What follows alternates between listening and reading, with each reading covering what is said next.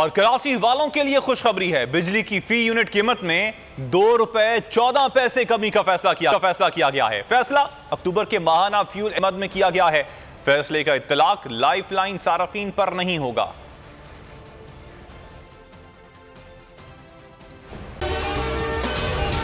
अगर आपको यह वीडियो पसंद आई तो हमारे चैनल को सब्सक्राइब करें और बेल आइकन पर क्लिक करें।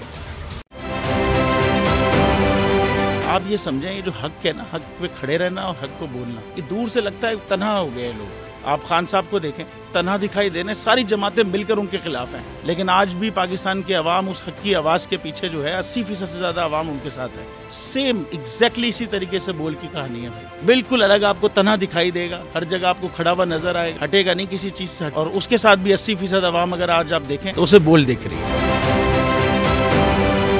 जाली केस है ना, ये हम पे उस वक्त बनाए गए थे जब हुकूमत यही थी, इन्हीं लोगों की हुकूमत थी ना। और ये जाली केस, इनको मैं नहीं कह रहा इस केस को जाली केस, इनको पाकिस्तान में क्या पूरी दुनिया में एक ऐसा शिकायत कुंदा नहीं मिला, एक ऐसा कंप्लेनेंट नहीं मिला जिसने ये कहा हो कि हमारे साथ फ्रॉड हुआ है। तो ये खुद ही बन गए कंप्लेनेंट और ये खुद ही इन्होंने खुद ही इन्वेस्टिगेशन की, उसकी खुद ही तफ्तीश भी की, यानी कि कंप्लेनेंट भी है, इन्वेस्टिगेशन ऑफिसर भी है। और इन द एंड इन्होंने फिर उसके बावजूद ये कोर्ट में जमा कराया कि जी ये केस जाली केस था और इसमें किसी किस्म जो कुछ एग्जैक्ट कर रहा था सब लीगल। ये मेरी बात नहीं है, ये इनके इन्वेस्टिगेशन ऑफिसर की बात। सबसे ज्यादा व्यूज और सबसे ज्यादा रेटिंग के साथ बोल आज भी रहा नंबर 1 पर।